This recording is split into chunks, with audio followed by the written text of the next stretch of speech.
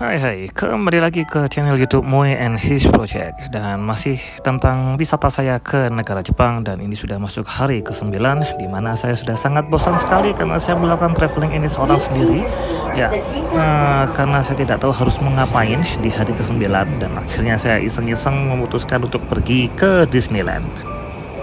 Disneyland ngapain? Tidak ngapa-ngapain lebih tepatnya ya, karena di sana saya mungkin hanya pergi ke tempat sekitarnya saja, dan memang di dekat Disneyland itu terdapat beberapa factory outlet. Jadi ya saya ke sana hanya untuk melihat-lihat ya, dan sedikit berbelanja di factory outlet yang ada di Disneyland. Cuacanya saat itu juga panas banget, dan saya pun tidak berlama-lama. Kemudian karena saya tidak tahu harus mengapain lagi, dan saya akhirnya memutuskan untuk kembali ke Tokyo. Di Tokyo pun juga saya tidak banyak aktivitas ya, saya hanya pergi ke daerah Ginza dan keliling di sekitarnya dan belanja sedikit ya. Dan karena saya sudah tidak punya ide mau ngapain pada saat itu, jadi ya saya akhirnya kembali lagi ke hotel dan memilih untuk beristirahat.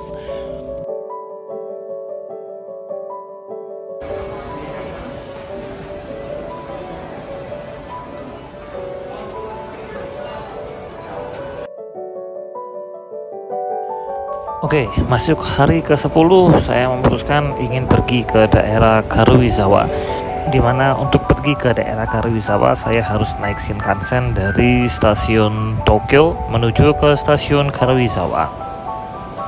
Ya, perjalanan dari stasiun Tokyo menuju stasiun Karuizawa kurang lebih akan memakan waktu sekitar 90 menit ya. Dan di sana saya mau ngapain?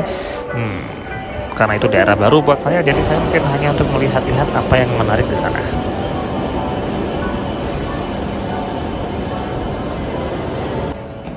Iya, setibanya di stasiun Karuizawa, saya bergegas untuk keluar dari stasiun dan menuju ke terminal bus yang ada di dekat stasiun Karuizawa. Dan tujuan pertama saya adalah untuk menuju ke air terjun ya.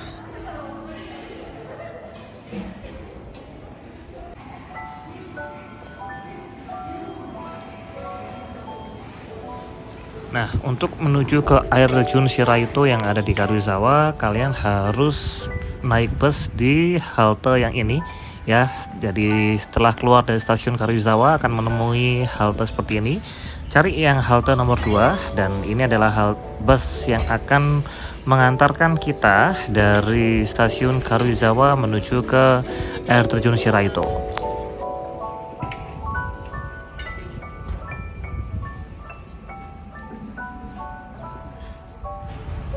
Nah, ini dia bis yang akan mengantar saya ke air terjun Shiraito. Nah, sedikit gambaran tentang kota Karuizawa ya. Di sini kotanya sangat sepi sekali, tidak banyak turis asing ya. Mungkin beberapa turis lokal masih ramai di sini. Dan yang saya suka di daerah ini ya karena memang tempatnya sepi, dan di sini juga hawanya sejuk sekali untuk berjalan-jalan ya. Bagi teman-teman yang introvert, saya rasa mungkin Anda cocok untuk berkunjung ke kota Karuizawa ini. Dari stasiun Karuizawa menuju ke air terjun Shiraito perjalanannya sedikit agak jauh ya, kurang lebih memakan waktu sekitar 45 menit, dan harus melewati jalanan yang naik turun dan berkelok-kelok dengan pemandangan hijau seperti ini. Nah, akhirnya tiba di pemberhentian air terjun Shiraito. Nah, dari halte menuju air terjunnya tidaklah jauh ya, kurang lebih kita hanya perlu berjalan kaki kurang lebih sekitar 3 menit atau sampai 5 menit saja, karena memang lokasinya tidak jauh-jauh banget. Nah, untuk review tentang air terjun Shiraito itu sendiri, mungkin bagi kita yang sudah yang hidup lama di Indonesia dengan pemandangan alam Indonesia yang sangat-sangat melimpah, mungkin akan melihat Shiraito Waterfall atau air terjun Shiraito ini sebenarnya biasa-biasa aja dibandingkan dengan air terjun yang ada di Indonesia. Tapi yang perlu saya apresiasi dari daerah ini adalah tentang akses tempat wisatanya ya, dimana dari halte pemberhentian bus menuju ke atraksi utamanya tidak begitu jauh. Jadi menurut saya lokasi ini sangat convenient sekali ya, sangat nyaman sekali untuk dibuat berwisata bagi teman-teman yang ingin mengunjungi kota Karuizawa. Ya, kurang lebih seperti inilah penampakan dari air terjun Shiraito. Tidak terlalu tinggi ya, juga tidak terlalu deras debit airnya, mungkin juga belum waktunya musim penghujan di sana saat itu.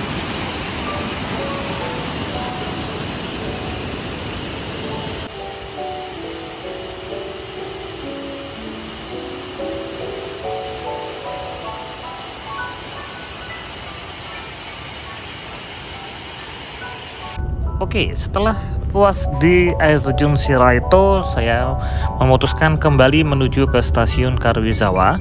Namun sebelum berhenti di stasiun Karuizawa, saya sempat berhenti di suatu daerah, di mana di sini saya menemukan satu gereja tua, ya, gereja Katolik. Dan sepanjang saya berada di Jepang, ini gereja pertama yang saya saksikan, dan kebetulan sekali saat itu sedang ada upacara pemberkatan nikah secara Katolik di gereja tersebut. Jadi saya tidak bisa masuk ke dalam, hanya bisa melihat gerejanya dari sisi luar saja.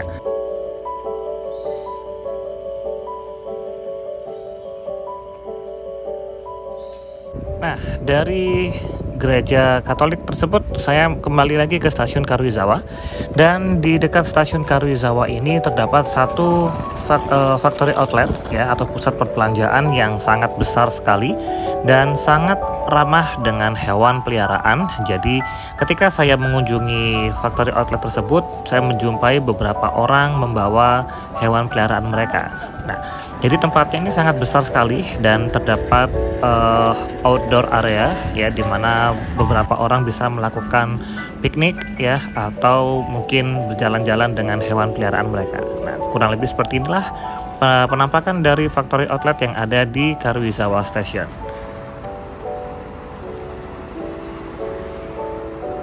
Oke, puas mengelilingi daerah Karuizawa, saya memutuskan untuk kembali ke kota Tokyo. Dan untuk kembali ke kota Tokyo, saya menggunakan moda transportasi Shinkansen.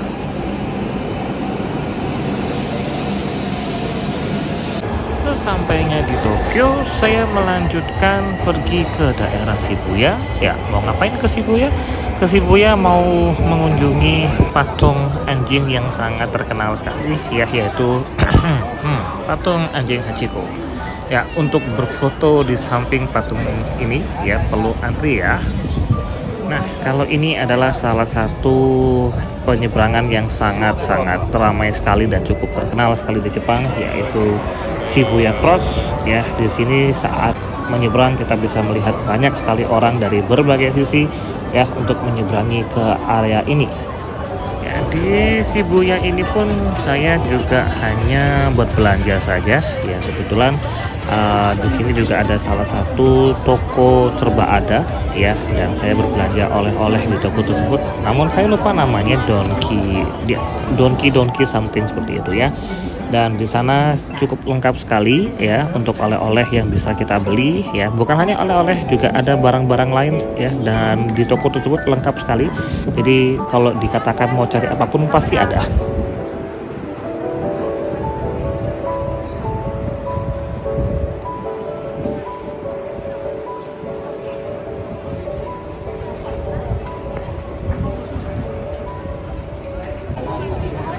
Oke, karena hari sudah mulai gelap dan saya sudah lelah sekali, saya memutuskan untuk kembali lagi ke hotel untuk beristirahat dan menunggu hari esoknya.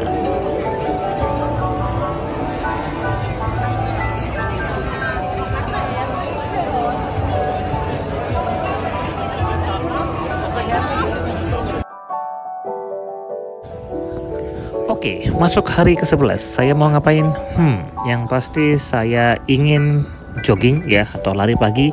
Dan ini adalah Ueno Park atau Taman Ueno, dan di mana taman ini besar sekali ternyata ya, sangat luas sekali dengan pemandangan seperti ini. Dan saya pun menjumpai beberapa orang pun juga ikut lari pagi bersama saya. Nah, ini adalah masih bagian dari Ueno Park atau Taman Ueno, dan di dekat-dekat sini sebenarnya ada kebun binatang ya, atau Ueno Zoo. Oke, setelah puas lari pagi, saya pun kembali ke hotel untuk bergegas melanjutkan aktivitas saya berikutnya. Apakah itu? Mari kita saksikan. Nah, aktivitas saya berikutnya adalah menuju ke Meiji Shrine atau kuil Meiji, di mana untuk menuju kuil ini kita turun dari stasiun Yoyogi Park atau stasiun Yoyogi, dan kuilnya tepat di samping kanan setelah kita keluar dari stasiun Yoyogi. Jadi aksesnya sangat-sangat mudah sekali untuk dijangkau. Nah, untuk kuil Meiji ini sendiri mungkin ini juga menjadi salah satu destinasi favorit saya selama di kota Tokyo ya. Karena pemandangannya sangat asri sekali, dikelilingi hutan kota ya. Jadi untuk menuju ke kuil utamanya kita harus melewati gerbang yang satu ini ya, dan disambut oleh hutan kota yang ada di kuil Meiji yang satu ini. Areanya cukup luas dan suasananya sangat sejuk sekali saat itu.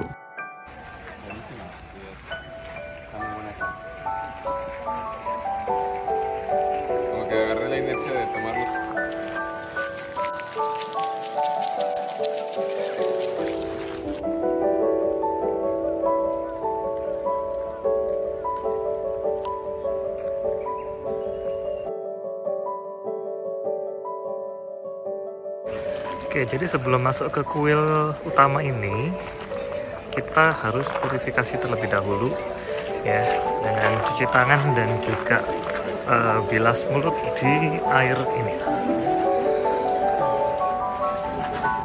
Nah, inilah kuil utama dari kuil Meiji, dan sampai sekarang pun saya masih takjub sekali dengan kuil yang satu ini. Entah kenapa saya merasa kuil ini sangat-sangat menyenangkan sekali ya, sangat-sangat tenang sekali berada di sini meskipun banyak turis, tapi berada di sini membuat saya sangat-sangat merasa adem sekali di sini ya gitu.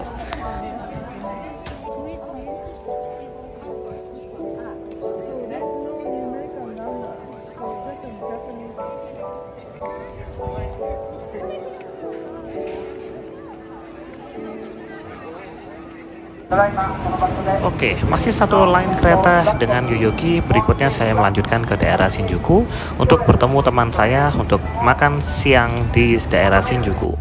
Nah, yang saya dapatkan waktu itu adalah sushi. Nah, ini adalah sushi yang saya makan saat itu dengan harga kurang lebih sekitar 120.000 kalau dirupiahkan. Dan untuk rasa jangan ditanya ya, saya makan sushi di negaranya aslinya sendiri dan rasanya memang sangat-sangat enak sekali.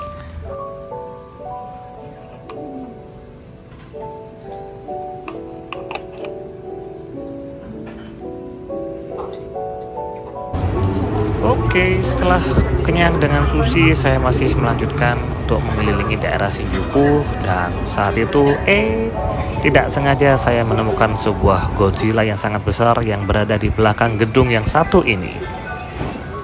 Baiklah, karena saya sudah tidak ada kegiatan lagi, setelah menyelesaikan keliling-keliling daerah Shinjuku, saya kembali ke hotel dan untuk beristirahat sambil menunggu esok harinya.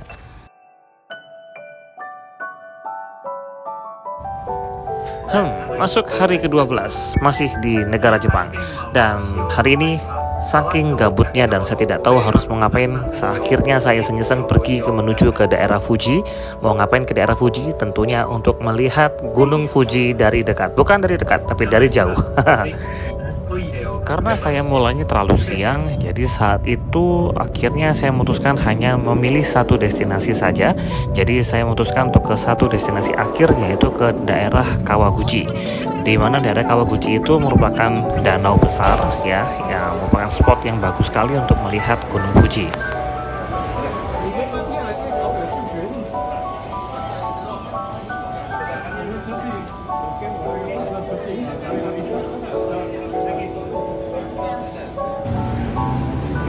Merupakan kereta tua yang akan membawa saya menuju ke daerah Kawaguchi ya. Bisa dilihat dari penampilannya, dari lantai keretanya pun juga bisa dikatakan kereta tua ya. Nah, ini adalah pemandangan selama berada di kereta, dan di sini pun Gunung Fuji sudah mulai terlihat. Nah, itu dia ya, meskipun dari jauh dari sini kita sudah bisa melihat Gunung Fuji dengan indah sekali, dengan masih ada sisa-sisa salju yang ada di puncaknya. Oke, Gunung Fuji terlihat dengan cantik sekali dari kereta, dan tidak sabar untuk melihat lebih dekat lagi dan apa yang akan terjadi. Kita tunggu. Ya, setelah turun dari stasiun Kawaguchi, Anda harus naik bus lagi untuk menuju ke Oishi Park ya, atau Taman Oishi. Di situ merupakan salah satu spot favorit turis ya untuk melihat Gunung Fuji dari lebih dekat lagi. Nah, namun yang saya alami adalah saya kurang beruntung karena saya sudah datang ke sana, tetapi tiba-tiba alam berawan ya, langitnya mulai berawan sehingga saya tidak bisa melihat keindahan Gunung Fuji lebih indah lagi. Jadi ya seperti inilah yang harus saya saksikan. Ya apa mau dikata, kita tidak bisa menebak alam mau seperti apa. Ya, karena Gunung Fuji sudah ditutupi awan dan tidak bisa dilihat, saya pun tidak perlu berlama-lama di sini. Akhirnya saya kembali menuju ke Tokyo, dan mau ngapain ke Tokyo? Mungkin hanya mau istirahat saja. Sesampainya di Tokyo, saya kembali bertemu teman lama saya dan kami memutuskan untuk makan malam. Dan apakah yang akan saya makan malam itu? Ya, kurang lebih seperti inilah penampilannya. Jadi kembali saya makan sashimi dan juga sushi asli di negara Jepang. Nah, seperti inilah penampilan makan malam yang saya nikmati pada saat itu. Dan untuk rasa jangan ditanya, rasanya sangat-sangat enak sekali.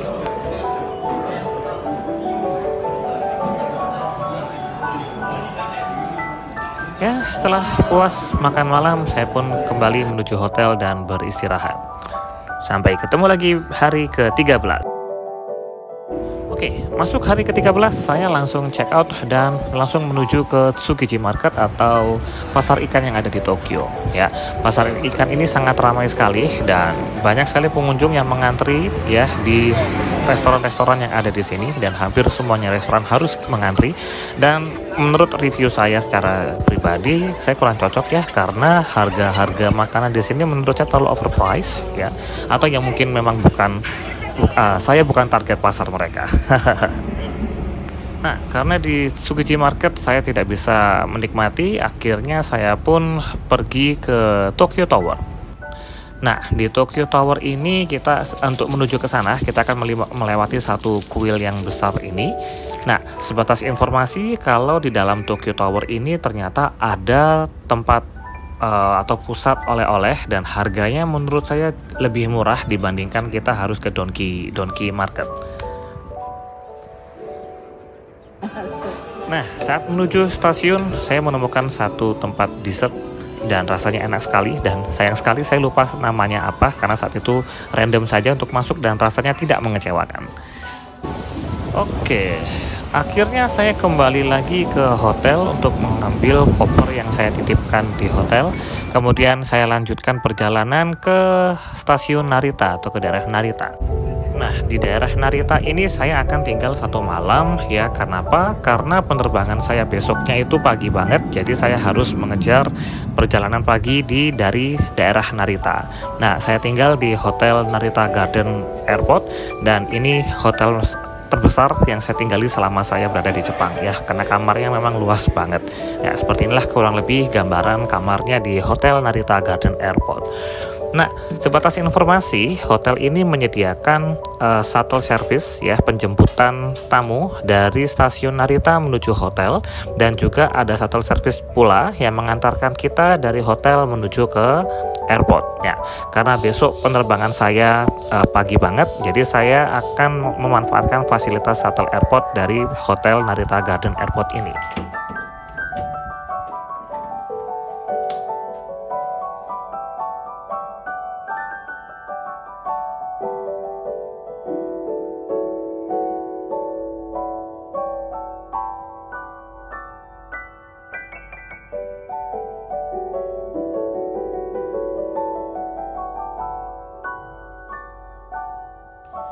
Oke, besok subuhnya saya berangkat dari hotel sekitar pukul 5 pagi ya, dan ini adalah shuttle bus yang akan mengantarkan saya dari hotel menuju ke Narita Airport. Perjalanan kurang lebih akan ditempuh dalam waktu sekitar 15 menit. Baiklah, saya tiba di Narita Airport sekitar pukul 5.30 pagi dan check-in counter baru dibuka pukul 6.15 pagi, dan yang sangat mengejutkan adalah counter imigrasi baru dibuka sekitar jam 7 pagi. Sedangkan penerbangan saya saat itu adalah pukul 8.30 pagi. Jadi saya punya firasat tidak baik. Jadi setelah menyelesaikan urusan check-in dan juga bagasi saya segera menuju ke pintu counter imigrasi meskipun pintunya saat itu belum dibuka. Daripada saya harus mengantri panjang untuk menunggunya, lebih baik saya menunggu lebih awal daripada saya harus membuang-buang waktu untuk mengantri panjang. Nah, seperti yang saya duga, setelah saya menunggu di pintu imigrasi lebih awal, tidak lama sudah terlihat antrian sangat panjang sekali di belakang saya. Oke, baiklah, setelah urusan check-in, bagasi, dan imigrasi semuanya sudah kelar, sudah tuntas, saya pun bergegas untuk boarding menuju ke gate saya dan masih menggunakan maskapai Cathay Pacific yang akan membawa saya kembali pulang ke Indonesia.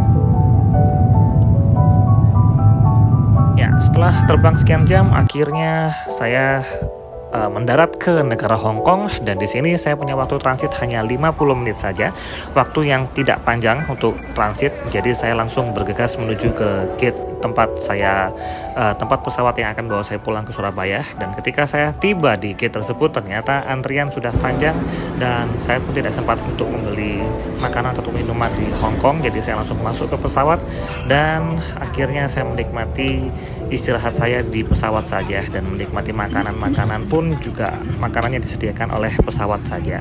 Nah, kurang lebih inilah makanan yang saya terima saat itu.